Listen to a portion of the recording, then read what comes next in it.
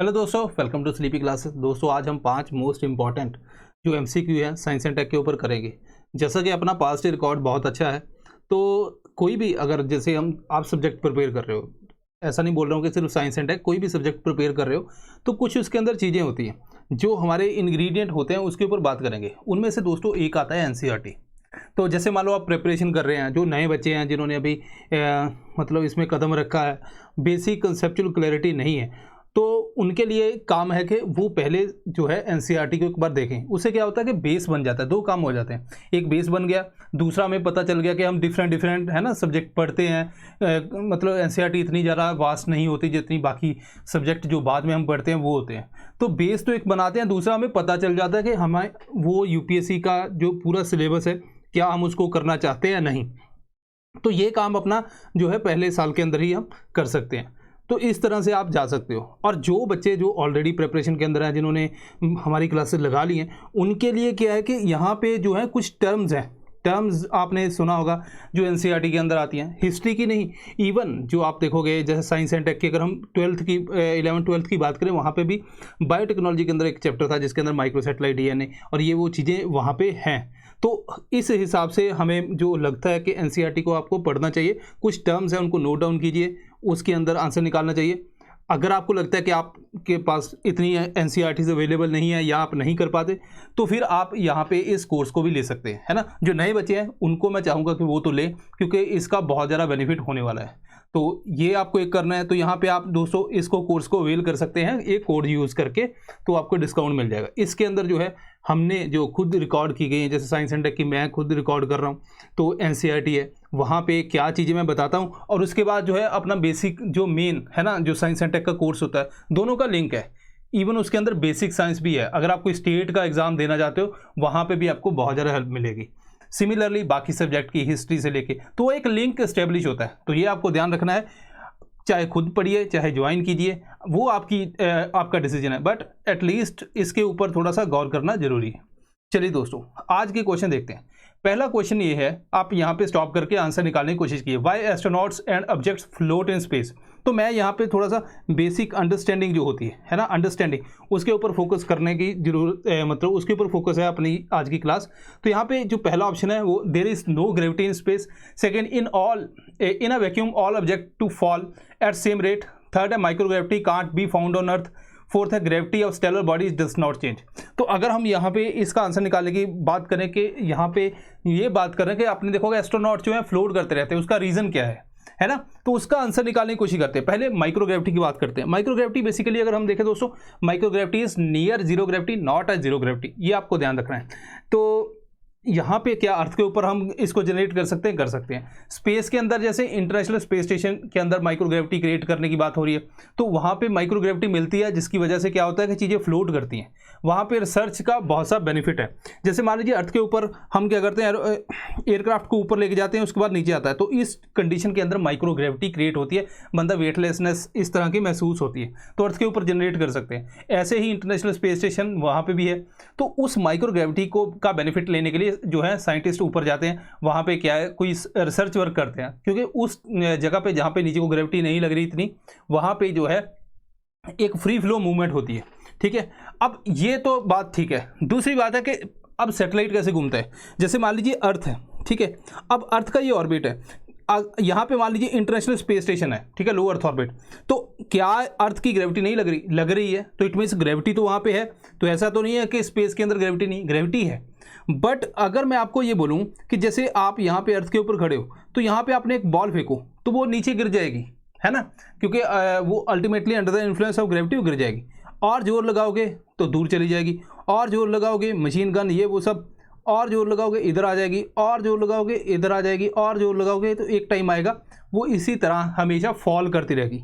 अगर मैं बोलूँ कि यहाँ से आपने कोई बॉल फेंकी तो ये नीचे हुई, तो ये क्या हुआ, फॉल हुआ अर्थ के ऊपर। तो यहाँ पे भी फ्री फॉल हो रहा है, यहाँ पे भी हो रहा है, यहाँ पे भी हो रहा है, यहाँ पे भी हो रहा है, यहाँ पे भी हो रहा है। एक टाइम आता है कि वो पूरा यहाँ पे हमेशा फ्री फॉल के अंदर रहती है। तो फ्री फॉल के अंदर जो है वहाँ पे चीज़ें रहती हैं, ऑब्जेक्ट हैं, तो वैक्यूम के अंदर वो सेम रेट के ऊपर गिरते हैं। मतलब जैसा आपका जो स्पेस स्टेशन है वो इस तरह से फ्री फॉल के अंदर है, आप भी अंदर वहाँ पे फ्री फॉल के अंदर हो। तो इट मीन्स के उस कंडीशन के अंदर आपको जो है वहाँ पे इस रीजन से आप फ्लोट करते हो। तो राइट आंसर दोस्तों वो इसका बी रहेगा। ओके, माइक्रोग्रेविटी क्यों फ्री फॉल होता है मैंने आपको बता दिया, आप इतना ध्यान रख लोगे तो मोर देन सफिशिएंट है। Second question, consider the following statement. तो यहाँ पे ग्राफीन को चुना है। Graphene is naturally occurring material often considered to be hardest material in the world. Second, there is no evidence of graphene presence in extra terrestrial materials. Third, is carbon nanotubes are cylindrical molecules that consist of rolled up sheets of graphene। 1 and 2, 1 and 3, 1, 2, 3। तो आप इसका answer निकालने की कोशिश कीजिए। Graphene और carbon nanotube इन दोनों को हमने मिक्स किया, तो ये भी जो है बेसिक हम पढ़ते हैं जहाँ पे उसके अंदर इसके बारे में बात करते हैं। ग्राफीन बेसिकली कार्बन से बना होता है, तो यहाँ पे जो पहली स्टेटमेंट ठीक है। सेकंड स्टेटमेंट एविडेंस है, तो ये करंट में भी था, तो एविडेंस है, तो ये स्टेटमेंट अपनी गलत होगी। तो 1 and 3 इज द राइट। क्यों? Graphene strongest material, almost strongest material हम ऐसा मानते हैं, क्योंकि साइंस के अंदर कुछ भी आप एग्जैक्ट नहीं बोल सकते। आज की डेट में हो सकता है कल ना हो। तो ये क्या है? Single layer of carbon atom है, ठीक है। इसके अंदर वही बहुत सी प्रॉपर्टीज़ हैं जिसकी वजह से स्ट्रॉन्गेस्ट भी है, इसकी थर्मल स्टेबिलिटी भी ज़्यादा है, कंडक्टिविटी भी ज़्यादा है, मतलब इससे कुछ भी बन सकता है जो हम बनाना चाहते हैं इलेक्ट्रॉनिक्स के अंदर, और फ्यूचर के अंदर इसकी काफ़ी ज़्यादा जो है इसका बेनिफिट है। अब ये है carbon atom, single carbon atom की जो थी सिंगल लेयर की तरह। अगर मैं इसको रोल कर दूं यहाँ पे, जैसे ये है, ये अपनी ग्राफीन शीट है, अगर मैं इसको रोल करके इस तरह का पाइप बना दूं तो वो क्या बन जाता है? कार्बन नैनोट्यूब, ठीक है। अब कार्बन नैनोट्यूब से आप बहुत सी चीज़ें कर सकते हैं, जैसे फॉर एग्जांपल अगर किसी के जो हेल्थ के अंदर बात करें, यहाँ पे ट्यूमर है, कार्बन नैनोट्यूब आप ऐसे अंदर इंसर्ट करोगे, उसको वाइब्रेट करोगे, हीट जनरेट होगी, तो वहाँ पे हम जो है ट्रीटमेंट कर सकते हैं। इसके अलावा रोल अप करके इसकी कंडक्टिविटी, जो भी ग्राफीन की प्रॉपर्टीज़ हैं, वो इसके थ्रू भी हम जो है सारी का एक्सेस कर सकते हैं। अब ऐसे ही दोस्तों जो प्री के क्वेश्चन है दोस्तों अपनी प्रीलिम टेस्ट सीरीज 2024। अब मैंने जब बात स्टार्ट की थी तो वहाँ पे मैंने बोला था कि जो पहले बच्चे हैं वो एनसीईआरटी के ऊपर फोकस करें। अब जो बच्चे जो हैं ऑलरेडी जिन्होंने इस बार एग्ज़ाम दिया लेकिन सी सेट आपको पता है कैसा है, उसकी वजह से रह गए, तो वो क्या करें? क्या उनको दोबारा स्टार्टिंग से पूरा कोर्स करना है या कुछ करना है? वो आपकी चॉइस है। तो आपको क्या ध्यान रखना है, एटलीस्ट टेस्ट सीरीज उसके अंदर होनी चाहिए। अगर टेस्ट सीरीज नहीं है तो फिर हमें दिक्कत आएगी, है ना, क्योंकि ये हमारी स्किल बिल्ड करती है। तो यहाँ पे 23 सब्जेक्ट वाइज जो टेस्ट हैं, 7 फुल लेंथ टेस्ट हैं, तो ये आप वहाँ पे कर सकते हैं, है ना। तो इससे बहुत सा बेनिफिट हमें हो जाएगा। हमारा बार बार टेस्ट हो गए तो हम सेल्फ एनालिसिस होता है, कहाँ पे मैं वीक हूँ, कहाँ पे स्ट्रांग हूँ, तो ये पहले ही हो जाए तो ठीक है। कई बार क्या होता है, मेंस की अच्छी प्रिपरेशन की लेकिन प्री जो है वो मेंस में बैठने का मौका नहीं देता, तो ये आपको ध्यान रखना है। थर्ड क्वेश्चन देखिए, arrange the following states of matter from lowest to highest energy. तो ये क्या है? बेसिक साइंस का क्वेश्चन है, ठीक है। एनसीईआरटी के अंदर भी आपका स्टेट ऑफ मैटर के बारे में बात की गई है। Solid, liquid, gas, plasma, Bose, Einstein, condensate. अब यहाँ पे जो है हमने क्या देखना है, लोएस्ट टू हाईएस्ट एनर्जी, सबसे लोएस्ट एनर्जी किसमें है, उससे हाईएस्ट एनर्जी किसमें है। तो यहाँ पे आप रोक के आंसर दे सकते हो, बट आंसर बता देता हूँ, लॉजिक बताऊंगा अभी। यहाँ पे आपको इमेज की तरफ लेके चलता हूँ। ओके, तो सॉलिड की तरफ बढ़ते हैं। पहले मान लो सॉलिड है, सॉलिड को आपने क्या किया, यहाँ पे जैसे मान लीजिए हम आइस की बात करते हैं ना, आइस सॉलिड है, तो यहाँ पे हमने हीट किया, ठीक है। सो इट मीन्स जब मैं इसको हीट करूंगा इसके अंदर एनर्जी ऐड कर रहा हूँ, राइट। अब मैंने एनर्जी ऐड की तो ये लिक्विड के अंदर कन्वर्ट हो गया, तो यहाँ पे हमने एनर्जी ऐड की as a form of heat, है ना, तो उससे लिक्विड पानी बन गया। पानी को आप और ज़्यादा जो है वहाँ पे एनर्जी दोगे या हीट करोगे, वो गैस के अंदर कन्वर्ट हो जाएगा। तो यहाँ पे अगर आप देखोगे, यहाँ पे जो एनर्जी थी उससे ज़्यादा इसमें है क्योंकि हमने ऐड की, इससे ज़्यादा इसमें है और ज़्यादा ऐड की। उसके बाद जो है और ज़्यादा अगर आप गैस को जो हीट अप करोगे दोस्तों, वो चार्ज की फॉर्म के अंदर कन्वर्ट हो जाता है, प्लाज्मा, जैसे सन के अंदर है प्लाज्मा, बहुत ज़्यादा हाई टेम्परेचर, ठीक है, यहाँ पे और एनर्जी। तो इट मीन्स कि प्लाज्मा की सबसे ज़्यादा, गैस, लिक्विड, सॉलिड। अब जो यहाँ पे बोस आइंस्टाइन कंडेंसेट है, ये इसकी एनर्जी बहुत लो होती है, और वो क्योंकि ये बहुत ही लो टेम्परेचर के ऊपर इसको मेंटेन करते हैं, नियरली जो है near to absolute zero temperature दोस्तों जो होता है उसके अंदर हम रखते हैं, वहाँ पे बहुत ही लो एनर्जी रहती है, ठीक है। और जहाँ पे एक वेव ऑफ मैटर की तरह ये मूव करता है, फिर उस मतलब इतने लो टेम्परेचर के ऊपर एक ऐसा बिहेवियर देखने को मिलता है मैटर का। तो यहाँ पे अगर मैं एनर्जी देखूँ तो सबसे लो किसमें आएगी, इसके अंदर। बाकी आपको लॉजिक इसका मैंने बता दिया, तो ये आपको ध्यान रखना है, इसको किधर लगाना है और इसको किधर लगाना है, ये बस एटलीस्ट अगर आप ये भी जान गए तब भी आप इसका जो लोएस्ट के अंदर मार्क कर सकते हो, है ना। तो इससे अपना आंसर निकल जाएगा, right. Okay, then fourth question, virtual private network के बारे में ये क्वेश्चन पूछा गया है। तो ऐसा क्वेश्चन है कि यूपीएससी के अंदर वीपीएन के ऊपर आया हुआ है। वीपीएन के बारे में पूछा गया। फर्स्ट स्टेटमेंट है it establish a protected network connection when using public network. Second है it deny access to regional content hence providing more secure data. ठीक है। थर्ड है it encrypt your internet traffic and disguise your online identity. Only one, only two, all three, none of the. कितनी statement यहाँ पे correct है। अगर हम यहाँ पे देखें वीपीएन की बात करते हैं, वर्चुअल प्राइवेट नेटवर्क ऐसा नेटवर्क होता है जैसे मान लीजिए वीपीएन आपने सर्वर वगैरह वो डाउनलोड किया, उसके बाद क्या होता है जैसे ये पब्लिक का नेटवर्क है, यहाँ पे सारे लोग जो हैं जो इंटरनेट को एक्सेस कर रहे हैं, ये क्या करता है उसमें एक टनल बना देता है। मान लीजिए आप कंपनी के कोविड के टाइम पे बहुत से लोगों ने घर से काम किया, ये कंपनी है, ये कंपनी आपको वीपीएन यूज़ करने की कहती है। तो यहाँ पे आप घर के अंदर बैठे हो, है ना, तो यहाँ पे जो भी आप काम करोगे इस वीपीएन की टनल के थ्रू जो है वो इधर ट्रेवल करेगा डेटा।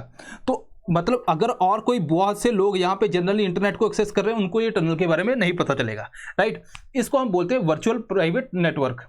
अब ये नेटवर्क का जो है अगर हम देखें, जैसे आपको इससे क्या मिलता है, आपको एक प्राइवेसी मिल जाती है, आपका बारे में किसी को पता नहीं चलता, आपकी लोकेशन के बारे में किसी को नहीं पता चलता, आपका आईपी एड्रेस, ये वो सारी चीज़ें किसी को नहीं पता चलती है ना। अगर आप ओपन में करोगे तो मान लो लीक होगी तो बहुत सा इंपॉर्टेंट जो है डेटा हो सकता है जो दिक्कत में आ जाए।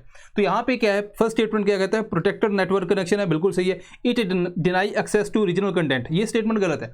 रीजनल कंटेंट, मान लीजिए आप यूएस के अंदर बैठे हो, इंडिया के अंदर कोई, या फिर इंडिया के अंदर बैठे हो, यूएस के अंदर मान लो कोई मूवी है जो इंडिया के अंदर अलाउड नहीं है कि इंडिया के अंदर चलेगी, तो अगर आप इंडिया से वीपीएन यूज करोगे या कहीं से भी कंट्री से यूज करोगे, ठीक है, इलीगल लीगल की बात मैं नहीं कर रहा, लेकिन वैसे मैं आपसे बात कर रहा हूं, तो वहां पे जो उनको आपकी लोकेशन नहीं पता चलेगी कि आप कौन सी कंट्री के अंदर बैठे हो, तो वो डेटा जो आप अपनी कंट्री के लिए बैन है, वो भी डेटा को आप एक्सेस कर सकते हो। जैसे बहुत सी कंट्रीज़ हैं, कुछ अपने ही एरिया के अंदर या किसी पर्टिकुलर कंट्री के अंदर कोई मूवी नहीं चलती या उसको वो अलाउड नहीं करते, है ना, तो वहाँ पे भी आप एक्सेस कर सकते हो, बिकॉज आपके थ्रू आपकी लोकेशन नहीं पता चलेगी आप कौन सी कंट्री के अंदर है। तो रीजनल कंटेंट जो है वैसे डिनाई किया जाता है, उसके ऊपर भी आप जो है वहाँ पे उसको यूज़ कर सकते हैं, है ना। तो जो सेकंड स्टेटमेंट है इसके अंदर गलत है।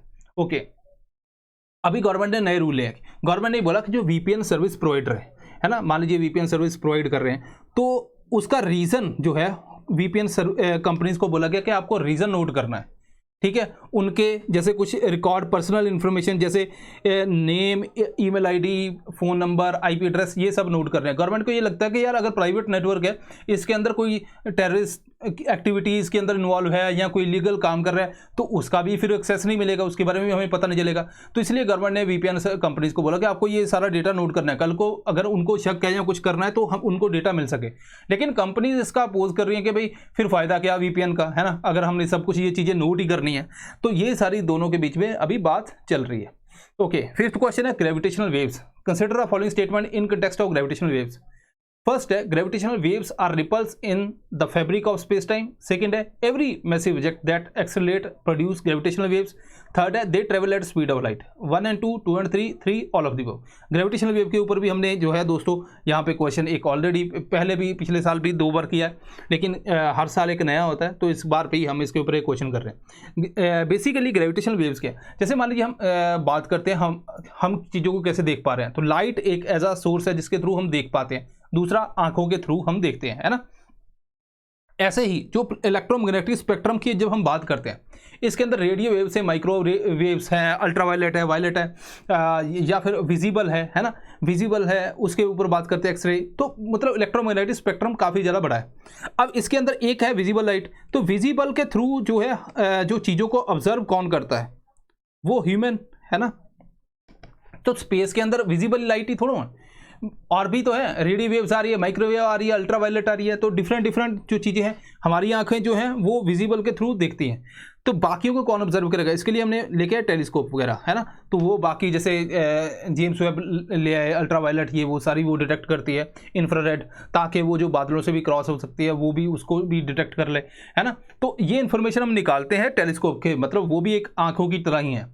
ऐसे ही स्पेस के अंदर वाइब्रेशंस हैं, ठीक है, रिपल्स हैं, जैसे पानी में आप पत्थर मारोगे तो इस तरह से गोल गोल वो दूर जाता है। ऐसे ही स्पेस के अंदर है। तो वो वाइब्रेशन कौन ऑब्जर्व करेगा? जैसे हम चीज़ों को सुनते हैं, वाइब्रेशन हम फील करते हैं, वो कौन फील करता है? अपने कान। ऐसे ही दोस्तों जो है कान बनाए गए लीगो जिनको बोलते हैं, तो वो बेसिकली ग्रेविटेशनल वेव्स को ऑब्जर्व करते हैं। अब कोई भी चीज़ जो मैसिव है, काफ़ी तेज़ी से एक्सेलरेट करती है ना, वो ग्रेविटेशनल वेव्स जो है स्पेस के अंदर रिपल जनरेट करती है। मतलब अगर पानी है, पानी का पॉन्ड है, आप छोटा सा कोई पत्थर मारो तो रिपल नहीं क्रिएट होंगे, लेकिन अगर आप तेज़ी से कोई चीज़ घुमाते हो या उसके अंदर मारते हो तो वो रिपल्स क्रिएट होते हैं, दूर तक जाते हैं। ऐसे ही ग्रेविटेशन है। तो क्या ह्यूमन कार हम भी जनरेट करते हैं, बट बहुत ही कम, तो उसको हम डिटेक्ट नहीं कर सकते, इतनी कम है। ठीक है दोस्तों, तो यहाँ पे every massive object that accelerate produce gravitational waves, ये ठीक है। थर्ड स्टेटमेंट भी ठीक है, स्पीड ऑफ लाइट, ये पहली स्टेटमेंट भी ठीक है। तो ऑल ऑफ द अबव। अब ये स्टेटमेंट देखो थोड़ी सी हमें मैसिव लग रही है, लेकिन अगर आप ऑफिशियल वेबसाइट के ऊपर जाते हो तो वहाँ पे ये साफ साफ लिखा हुआ है, ये कोई भी ऑब्जेक्ट जो है वो जो बहुत जो तेज़ी से जो अपना रोटेट करता है, तो वहाँ पे ये देखो एक्सेलरेट करता है, तो वो ग्रेविटेशनल वेव प्रोड्यूस करता है। तो ये इसीलिए मैंने ये जो है स्टेटमेंट डाली है। इवन ह्यूमन कार, एरोप्लेन, इन्होंने बताया कि वो भी जनरेट करते हैं, बट वो हम उनको डिटेक्ट नहीं कर पाते। इसके अलावा अगर एक्सप्लोर करता है स्टार वगैरह, ब्लैक होल, तो वो जनरेट करते हैं। अब ये तो बात होगी दोस्तों इसके ऊपर। अब मेरा जेन्युइन वही आपसे है कि आप अपनी प्रेपरेशन को अगर सीरियस तरह से आप करना चाहते हो तो आपको थोड़ा सा काम करना होगा। अगर आप बिल्कुल स्टार्टिंग के अंदर हैं तो आप एनसीईआरटी के ऊपर फोकस कीजिए, है ना। एनसीईआरटी हमें बेसिक चीज़ें बताती है और कुछ कुछ चीज़ें आपको नोट करनी है उसके अंदर।